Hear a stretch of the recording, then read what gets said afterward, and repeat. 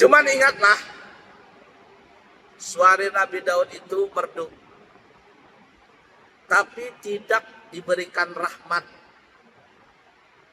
Nah, buktinya sampai binatang-binatang mati kelaparan, terhipnotis dengan suara Nabi Daud. Suara Nabi kita Muhammad sallallahu alaihi wasallam lebih merdu daripada suaranya Nabi Daud. Nabi baca Al-Quran, jin-jin pada datang masuk Islam. Sampai sekarang ada namanya Masjid Jin. Nabi tidak berbicara saja, binatang-binatang semuanya baik. Bahkan dikatakan dalam riwayat itu Nabi kita punya ayam. Punya ayam. Jadi kalau Nabi Muhammad sallallahu alaihi wasallam keluar rumah, ayam ini ribut. Tapi ketika Nabi Muhammad masuk ke dalam rumah, Nabi kada berpandir, berdiam saja. Semua binatang tadi diam. Semua binatang diam. Apalagi Nabi Muhammad berpandir. Apalagi Nabi Muhammad membaca Al-Quran. Orang-orang non-muslim, orang-orang kafir Quraisy, mereka paling takut kalau Nabi Muhammad baca Al-Quran. Kenapa? Karena yang terkoyak bukan pikirannya, tetapi yang terkoyak hati mereka. Sampai akhirnya mereka mendapatkan hidayah untuk masuk Islam. Kalau sudah mendapatkan hidayah masuk Islam, orang-orang ini rela membela agama Allah sampai titik darah penghabisan. Mereka tetap makan, mereka tetap minum, tapi akalnya tetap ada. Hatinya yang hilang, hati yang jelek, hati yang buruk. Karena mendengar Nabi Muhammad membaca Al-Quran, maka Allah gantikan hati mereka dengan hati yang bersih. Hati pejuang, bukan hati pecundang. Kenapa? Karena Nabi Muhammad diberikan suara yang merdu, lebih merdu daripada Nabi Daud. Tetapi juga Allah Ta'ala memberikan rahmat di dalam suaranya Nabi Muhammad sallallahu alaihi wasallam. Itu. Kalau Nabi Daud sampai mati orang, binatang mati kelaparan. Nabi Muhammad enggak ada yang mati kelaparan. Tetap mereka makan, tetap mereka minum, pikiran mereka waras seperti biasa. Tetapi mental mereka itu mental baja. Ketika mereka berperang, maka yang mereka lihat adalah keimanan kuat kepada Allah Ta'ala, yang dihiasi dengan cinta kepada Nabi Muhammad sallallahu alaihi wasallam. Berkat Nabi Muhammad menghantarkan hati mereka untuk cinta kepada Allah Ta'ala. Hebat mana kira-kira? Hebat Nabi Muhammad sallallahu alaihi wasallam.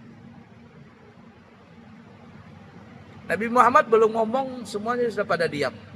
Kalau Nabi Muhammad berbicara, itu disebutkan dalam riwayat, ketika Nabi Muhammad sallallahu alaihi wasallam berbicara, Nabi tidaklah berbicara panjang lebar, ngarul ngidul, enggak, singkat padat. Tapi ketika Nabi Muhammad berbicara, akan keluar kilatan-kilatan cahaya dari bibir beliau ini. Ada cahaya, kilatan-kilatan petir, menunjukkan begitu luar biasanya beliau berbicara. La ilaha illallah Muhammad Rasulullah sallallahu alaihi wasallam.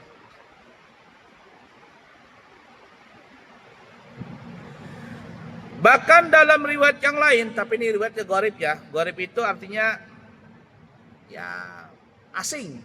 Kayaknya asing lah ya. Riwayatnya ini asing. Apa itu? Ketika Nabi Daud membaca kitab Zabur, bahkan para gadis-gadis pun berhenti untuk mendengarkannya.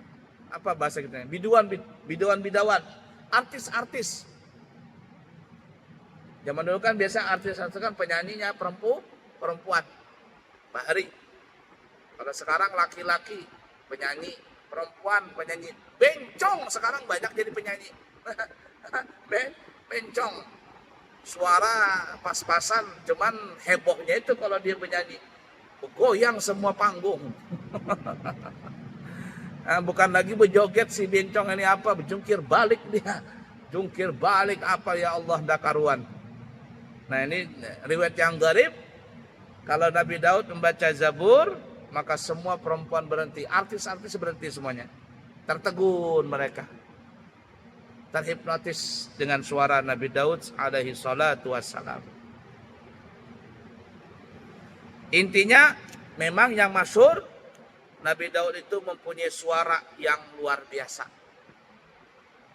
Tapi sekali lagi, suara Nabi Daud itu hanyalah merdu, tetapi Allah tidak memberikan rahmat di dalamnya. Sehingga ada yang meninggal ketika terhipnotis dengan mendengarkan suara Nabi Daud. Tapi Nabi Muhammad diberikan suara yang lebih indah daripada Nabi Daud. Jangankan Nabi Muhammad berpandir membaca, tidak membaca saja, semuanya tertegun memandang, mendengar Nabi Muhammad. Bagaimana kalau Nabi Muhammad yang membaca Al-Quran? Maka semua pun akan tunduk mendengarkannya. Nabi Yusuf punya rupa ganteng sekali. Tapi kegantengan Nabi Yusuf itu tidak diberikan rahmat di dalamnya.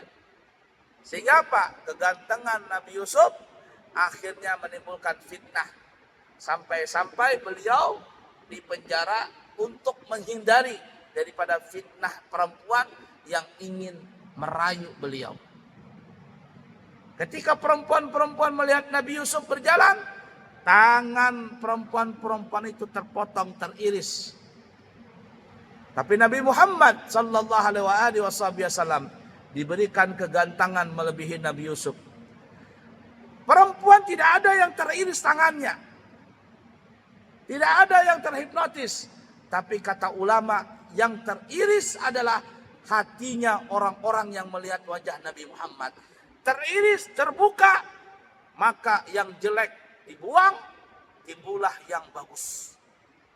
Sehingga hati mereka ketika melihat wajah Nabi Muhammad, maka mereka pun tunduk dan juga tunduk kepada Allah dan perintah Allah Ta'ala.